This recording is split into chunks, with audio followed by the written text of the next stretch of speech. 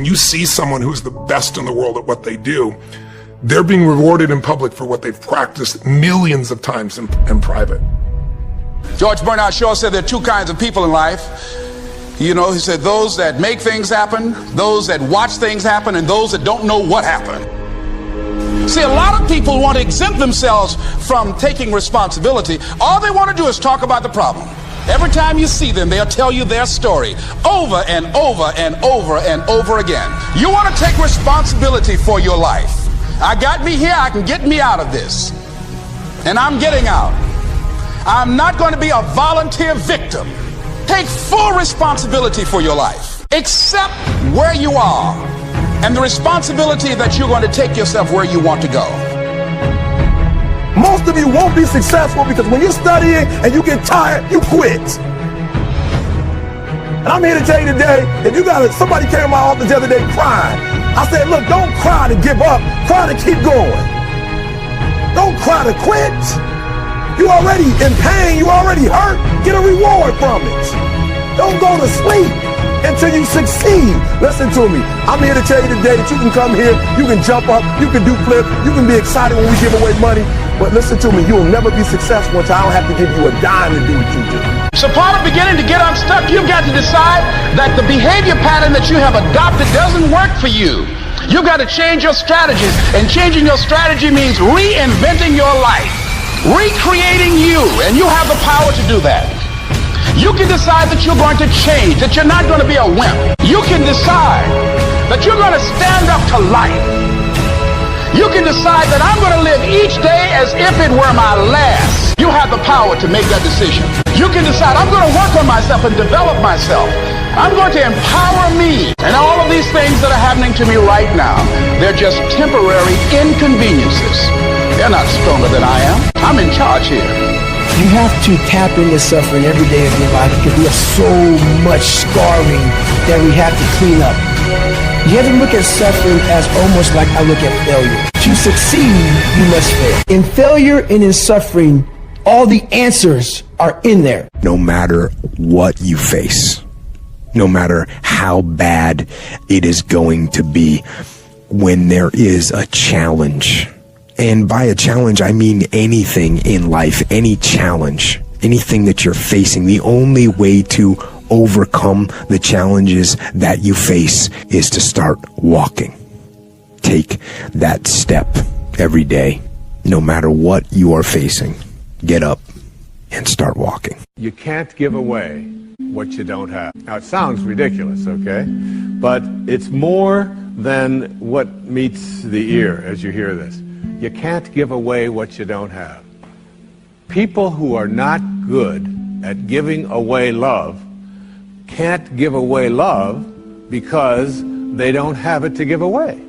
If I want to give you a dozen oranges, I can't give you those dozen oranges unless I go out and pick up 12 oranges someplace. Otherwise, all it is just empty rhetoric. And the same thing is true of virtually everything in your life. You can't give away love for others if you don't have love in here to give away. If what you have in here is contempt, if what you have in here is anger, if what you have in here is fear, then these are the things you're going to be giving away in your life. There are many ways to get the things that we want for ourselves in our lives. But basically, it all begins with how we choose to think. As you think, so shall you be. 7 little words that I think are perhaps the most important things that we can learn and master in our lives. This old proverb notion that I become what I think about all day long. And once you know that what you think about is what expands, you start getting real careful about what you think about. You don't allow your thoughts to be on anything that you don't want, or that you wouldn't want to have manifest or show up for you in your life. Have a mind that is open to everything and attached to nothing. One of the central principles of my life is that no one knows enough to be a pessimist about anything. And that each and every one of us, when we close our mind to what is possible for us or what is possible for humanity, closes off the genius that resides and lives in each and every one of us. Having an open mind doesn't necessarily mean finding fault with all of the things that you've been taught by others. It means opening yourself up to the potentiality and the possibility that anything and everything is possible. So having a mind that is open to everything and attached to nothing really means finding within ourselves the ability to get rid of a trait that I find so common in the contemporary world. Do you know that most people that I meet spend their lives looking for occasions to be offended? They actually are out there hoping that they can find some reason to be offended. And there's no shortage of reasons. They're out there everywhere.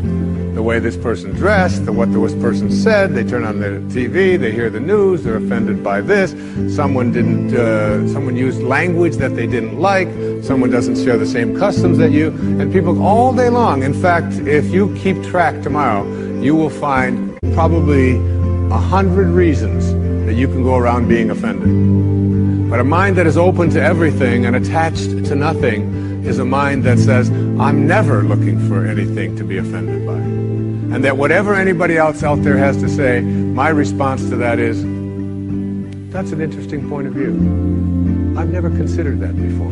Talking about past and future and excessive emphasis on past and future in your life, yes, of course you need to have, there's nothing wrong with having a certain intention of what you want to achieve, take steps towards it. It's part of living here in this dimension. You can't just say, I'm never going to plan anything anymore, just take life as it comes. Well, some people try to do that, but they're not that happy either after a while. So then your life will get very diffused. And so to have an intention, to make a plan, perfectly fine. Either a short-term plan, like I'm going to meet you tomorrow at 4 o'clock. How would you ever meet anybody if we didn't have time? And future on a practical level, of course it's needed. The question is whether future takes over your mind. Being able to use it for practical purposes is of course great, but I call that clock time is fine, but psychological time is when the future takes over your mind and your entire thought patterns are geared only towards future, and you treat the present moment as either just a means to an end because it enables you to get to the next one. You're always reaching out, so to speak, internally to the next, yet never quite here, always looking for some fulfillment there, so you can never embrace the fullness of now, or you make the now into even an enemy. Some people are always unhappy. Perhaps we all know one or two people like that. Who are, wherever they are, they're complaining is never quite right. Wherever they are or whoever they are with, after a little while, they're very uncomfortable again. They should be somewhere else. You know the bumper sticker that you see in some cars, in various versions of it, says, I'd rather be golfing. And then another one says, I'd rather be fishing. I'd rather be this, I'd rather be there. When I visited the spiritual teacher, Ram Dass, who lives in Hawaii, he has a bumper sticker on. Ram Dass was the person who in the 70s wrote the book Be Here Now. Anyway, he has a bumper sticker on his car that says, I'd rather be here now. So, and then you realize you can still pursue whatever an intention where you want to get to, a plan,